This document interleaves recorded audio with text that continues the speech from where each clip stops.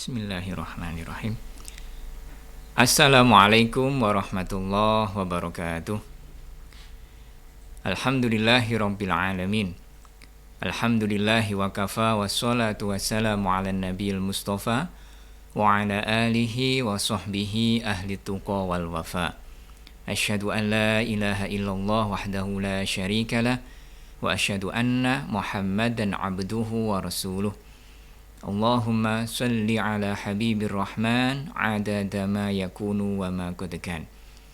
Alhamdulillah, pada kesempatan hari ini kita semuanya masih diberikan nikmat dari Allah, nikmat iman, nikmat Islam, dan nikmat ihsan. Mari kita syukuri nikmat Allah yang paling agung ini dengan terus-menerus meningkatkan takwa kepada Allah. Di bulan Ramadan di tahun ini mudah-mudahan Allah memampukan kita semuanya dan meridhoi semua aktivitas kita selama di bulan Ramadan. Ma'asyiral muslimin rahimakumullah, ada doa yang selalu kita dengar dan sering kita dengar dan hanya viral di bulan Ramadan, yakni doa asyhadu an la ilaha illallah astaghfirullah as'alukal jannah wa a'udzubika minan nar. Ada redaksi lain, ulama memberikan tambahan as'aluka ridhaka wal jannah wa a'udzubika min sakhatika wan nar. Allahumma innaka afuwan tuhibbul afa fa'fu anni. Doa yang sering kita baca khususnya di bulan Ramadan, meskipun doa ini boleh dibaca di luar bulan Ramadan. Doa ini merupakan doa persaksian kita kepada Allah, asyhadu an la ilaha illallah astaghfirullah. Kemudian kita memohon ampun atas semua kesalahan dan dosa-dosa yang pernah kita lakukan. As'alukal jannah. Redaksi lain, as'aluka ridhaka wal jannah. Ya Allah, saya memohon kepada Engkau, berikanlah ridhomu dan berikanlah surgamu. Wa a'udzubika minan nar. Redaksi lain, wa a'udzubika min sakhatika wan nar. Ya Allah, saya memohon perlindunganmu dari semua kemurkaanmu dan lindungi kami dari siksa api neraka. Allahumma innaka afuun tuhibbul afa fa'fu anni. Ya Allah, Engkau adalah zat yang memberikan maaf. Oleh sebab itu mohon ampuni dan maafkanlah semua kesalahan kami. Ma'asyiral muslimin rahimakumullah. As'alukal jannah. Ada redaksi, ya Allah, saya memohon surgamu. Surga satu-satunya tempat yang nanti kita semuanya sebagai umat Muhammad kembali kepada asal muasal tempat kita yang awal, yaitu surga. Dengan iman, dengan Islam, dengan keihsanan yang saat ini kita miliki, yang terpatri dalam hati kita, kita berharap, penuh harap syafaat Rasulullah SAW memberikan kita semuanya atas ridhonya Allah Subhanahu wa ta'ala. Berbicara kaitannya dengan surga, Rasulullah Shallallahu Alaihi Wasallam memberikan gambaran, memberikan informasi. Dulu beliau saat melaksanakan Isra Mi'raj, beliau sempat untuk melihat dan berkunjung ke surganya Allah. Kemudian diabadikan di dalam sebuah hadis dari riwayat Ibnu Abbas yang saya kutip, saya ambil dari kitab Daqaiq al-Akhbar pada halaman ke-41. Qala Ibnu Abbas radhiyallahu anhuma, lil jinani thamaniyatu abwabin. Diriwayatkan dari sahabat Ibnu Abbas bahwasanya Rasulullah memberikan kabar, surga itu memiliki 8 pintu gerbang. Thamaniyatu abwabin min dhahabin. Semua pintu gerbangnya surga yang berjumlah 8 itu terbuat dari emas. Murassakhin bil jauhar, yang disepuh, yang dihiasi dengan intan berlian. Maktubun 'alal babil awal, pada pintu gerbang yang pertama di sana ada tulisan la ilaha illallah Muhammadur Rasulullah.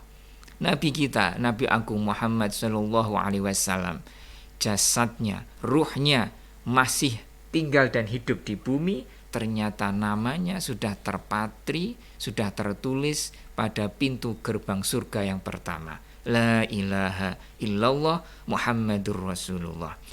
Untuk siapa saja pintu gerbang yang pertama ini? Wa huwa babul anbiya. Pintu gerbang yang pertama ini dikhususkan untuk para nabi. Wal mursalin, yang kedua khusus untuk para rasul. Wasyuhada, yang ketiga untuk para syuhada, orang yang mati syahid. Gerbang yang pertama untuk para nabi, para rasul, para syuhada.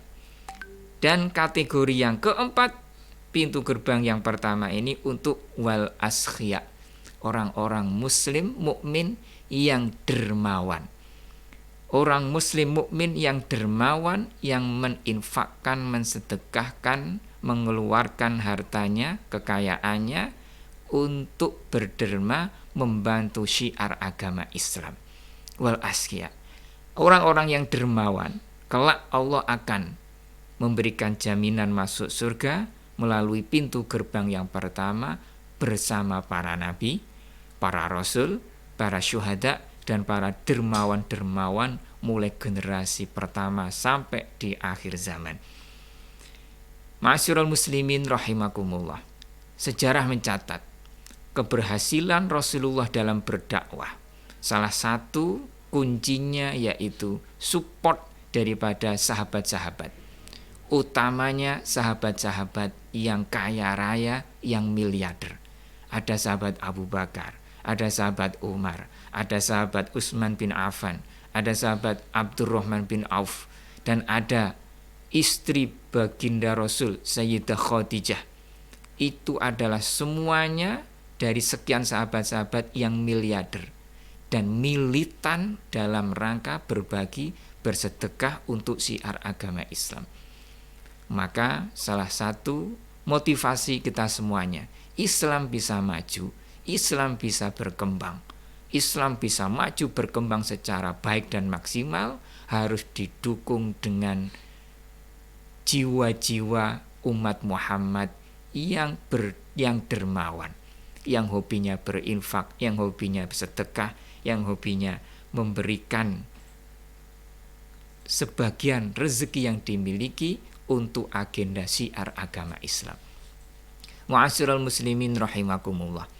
Layaknya kita hidup di dunia saat ini, tiap minggu, tiap pekan, tiap bulan, atau tiap tahun kita punya agenda. Minimal dalam 1 bulan ada agenda, bisa jadi beli token listrik, membayar wifi, ada tagihan hutang ini, hutang itu, ada tagihan pelunasan ini dan itu untuk membayar tagihan rumah, tagihan elektronik, tagihan kendaraan bermotor, dan lain sebagainya. Dan itu semuanya sifatnya duniawi. Maka dalam rangka mensiarkan agama Islam, kita pun juga harus punya agenda, berinfak, bersedekah, membagikan dari sebagian harta yang kita miliki untuk syiar agama Islam. Bisa sepekan sekali, bisa 2 pekan sekali, atau 1 bulan sekali. Harus diagendakan, harus dijadwalkan, dan harus ada agendanya. Supaya apa? Supaya kita memastikan bahwa harta kita benar-benar ada sebagian yang untuk syiar agama Islam. Mencontoh para sahabat, mencontoh salafus sholih yang benar-benar militan dalam menjunjung, mensiarkan, mensupport syiar agama Islam. Wal babusani, pintu gerbang yang kedua. Untuk siapa saja pintu gerbang yang kedua? Babul musallin, yaitu dikhususkan bagi orang-orang yang istiqomah dalam sholatnya. Sholat yang bagaimana kategorinya? Alladzina yuhsinunal wudu wa arkanis sholat. Orang-orang yang selalu mengupgrade, memperbaharui wudunya dan rukun-rukun sholat. Wudunya selalu diperbaharui lagi. Harus mengkaji fikih wudu, harus mengkaji lagi fikih sholatnya, mulai bacaannya, gerakannya, sampai nanti masuk kepada level zauk, bagaimana merasakan nikmatnya dalam sholat menghadap kepada Allah Subhanahu wa ta'ala. Ini pintu gerbang yang kedua, dikhususkan bagi orang-orang yang sholat, yang selalu memperbaiki wudhu dan gerakan rukun-rukun sholatnya. Wal babu tsani, wal babu tsalis, pintu gerbang yang ketiga, babul muzakkina bitibi anfusihim. Pintu gerbang yang ketiga ini dikhususkan untuk umat Muhammad yang selalu membersihkan hatinya dari penyakit hati. Penyakit hati yang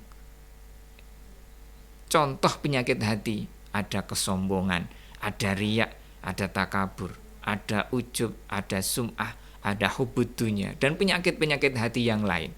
Ini harus ada upaya untuk dibersihkan seumur hidup.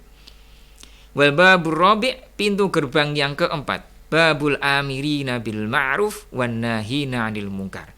Pintu gerbang yang keempat ini dikhususkan bagi orang-orang yang hobinya amar ma'ruf nahi munkar. Amar ma'ruf, mengajak untuk kepada hal-hal yang ma'ruf, wan nahi 'anil munkar, dan mencegah dari perkara yang munkar. Ma'asyiral muslimin rahimakumullah. Era digital di akhir zaman, begitu masifnya kemaksiatan merajalela, utamanya dari gadget yang kita miliki, dari gadget yang setiap hari kita pegang. Banyak sekali hal-hal yang tidak baik untuk kesehatan iman kita. Maka mari kita amar ma'ruf nahi munkar, menggunakan minimal gadget kita untuk hal-hal yang baik. Dan mari kita jaga keluarga kita, anak-anak kita, menggunakan gadgetnya, menggunakan HP-nya yang benar-benar untuk hal-hal yang memberikan faedah dan berpahala. Utamanya anak-anak kita harus ada batasan-batasannya, harus ada syarat-syaratnya jika sudah memegang atau menggunakan HP-nya. Kita awali, kita mulai amar ma'ruf nahi munkar dari diri kita dan keluarga kita. Wal babul khamis, pintu gerbang yang kelima, babun may yaqta' nafsahu 'anis syahawat wa yamna'uha minal hawa. Pintu gerbang yang kelima ini dikhususkan bagi orang-orang mukmin muslim yang hobinya menahan hawa nafsu. Menahan hawa nafsu. Nafsunya hanya diarahkan untuk ketaatan. Hawa nafsunya hanya diarahkan untuk patuh kepada syariat Islam. Hawa nafsunya harus dicegah dan ditahan untuk tidak mendekat kepada kemaksiatan. Amar ma'ruf nahi munkar itu untuk gerbang yang keempat. Ada pintu gerbang yang kelima bagi orang-orang yang memutus hawa nafsunya dari hal-hal yang diharamkan oleh Allah Subhanahu wa ta'ala. Wal babu sadis, pintu gerbang yang keenam, babul hujjaj wal mu'tamirin. Pintu gerbang yang keenam ini dikhususkan bagi umat Muhammad yang pernah haji ataupun umrah.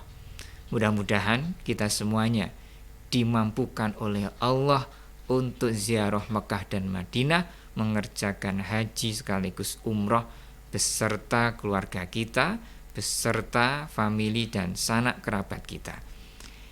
Wal babus sabi', pintu gerbang yang ketujuh, babul mujahidin. Pintu gerbang surga yang ketujuh ini dikhususkan bagi orang-orang mujahidin, jihad. Jihad di sini, jihad dalam profesi pekerjaan kita. Ada yang jihad di kantor, ada jihad di madrasah, ada jihad di pasar, ada jihad secara politik dan lain sebagainya. Jihad utamanya untuk syiar agama Islam, untuk kemanusiaan, untuk kedamaian, untuk kerukunan, untuk kesejahteraan bagi umat manusia. Wal mujahidin, pintu gerbang yang ketujuh. Wal babus samin, pintu gerbang yang kedelapan, babul muttaqin. Pintu gerbang yang kedelapan surga ini dikhususkan untuk orang-orang yang bertakwa. Dan uniknya dari redaksi hadis ini, Rasulullah Shallallahu Alaihi Wasallam memberikan teks lafaz yang begitu detail dan jelas bahwa umat Muhammad di akhir zaman ujian terbesar adalah melalui mata. Teksnya berikutnya adalah alladzina yaghudduna absarahum 'anil maharim. Orang-orang yang bertakwa salah satu cirinya adalah memejamkan mata, memejamkan pandangan matanya dari hal-hal yang diharamkan oleh Allah Subhanahu wa taala. Wa ya'malunal khairat, dan selalu memperbanyak amal-amal soleh yang diridhoi oleh Allah. Contohnya min birril walidain wa sillatul arham wa ghairu dzalik. Ma'asyiral muslimin rahimakumullah. Ini adalah surga yang pernah diceritakan oleh Rasulullah Shallallahu Alaihi Wasallam. Ada 8 pintu gerbang surga. Masing-masing ada passwordnya, password yang harus kita miliki, yang harus kita perbanyak, dan potensi besarnya. Dan masih ada kesempatan di dunia untuk apa? Untuk mengambil password yang bisa nanti kita lalui, apakah masuk melalui pintu gerbang yang pertama, atau yang kedua, atau yang ketiga, atau yang ke-8. Mudah-mudahan masing-masing kita mengikhtiarkan untuk yang terbaik dari iman Islam yang kita miliki.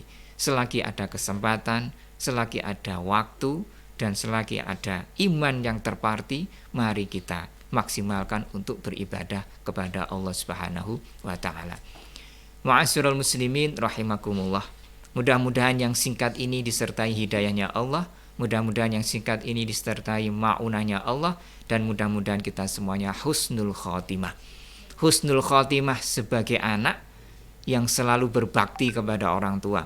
Husnul khotimah sebagai orang tua yang selalu memberikan teladan terbaik dalam keluarganya. Husnul khotimah dalam profesi pekerjaan kita, yang selalu amanah dalam menjalankannya. Husnul khotimah sebagai umat Muhammad yang selalu mengikuti sunnah-sunnah beliau. Husnul khotimah sebagai hambanya Allah yang patuh dan taat total kepada Allah Subhanahu wa ta'ala. Wal afu minkum. Wassalamualaikum warahmatullahi wabarakatuh.